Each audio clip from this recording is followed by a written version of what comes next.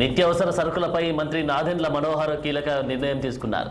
విజయవాడలోని civil supply commissioner కార్యాలయంలో wholesale వర్తకులు, మిల్లర్లు, సరఫరాదారులతో మంత్రి మనోహర్ సమావేశమయ్యారు.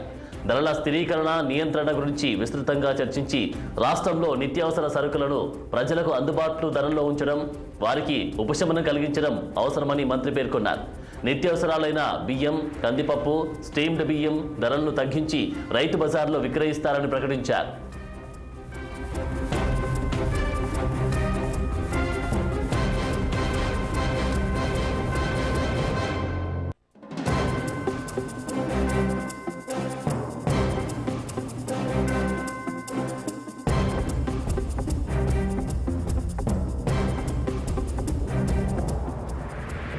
నిత్యావసర సరుకులపై మంత్రి నాదెండ్ల మనోహర్ కీలక నిర్ణయం తీసుకున్నారు.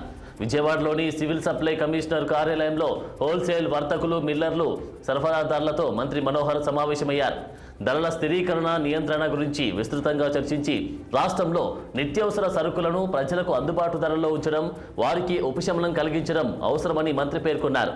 నిత్యావసరాలైన బియ్యం, కందిపప్పు, స్టీమ్డ్ బియ్యం ధరలను తగ్గించి రైతు బజార్లో విక్రయిస్తారని ప్రకటించారు. ఇదే అంశానికి సంబంధించి తాజా అప్డేట్స్ మా ప్రతినిధి పవన్ అందిస్తారు. పవన్.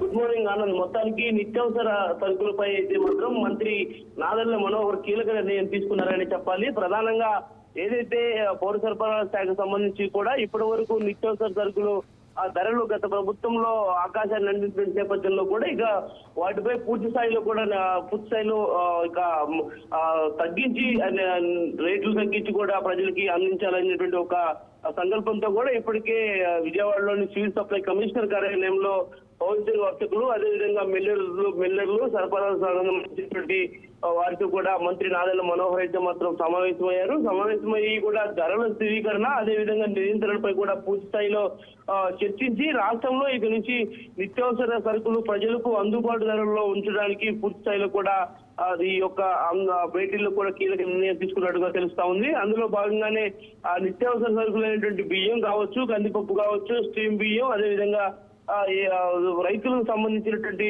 బజార్లో కూడా విక్రయించేందుకు ఇప్పటికే పూర్తి స్థాయిలో కూడా సన్నాహాలు చేయాలంటూ కూడా ఆదేశించినటువంటి పరిస్థితి కూడా కనిపించింది.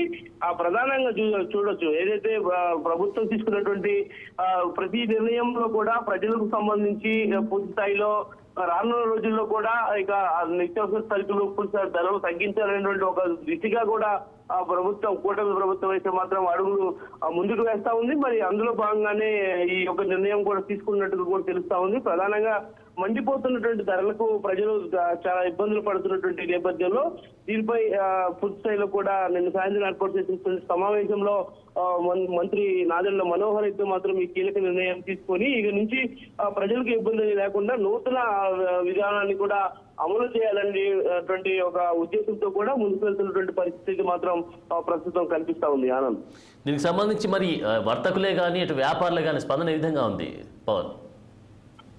ఖచ్చితంగా కూడా ఇప్పటికీ కూడా దీనికి సంబంధించి వ్యాపారులు కావచ్చు, అదేవిధంగా ప్రజలకు సంబంధించి కూడా పూర్తి స్థాయిలో ఒక దిశానిర్దేశం చేయబోతా ఉన్నారు.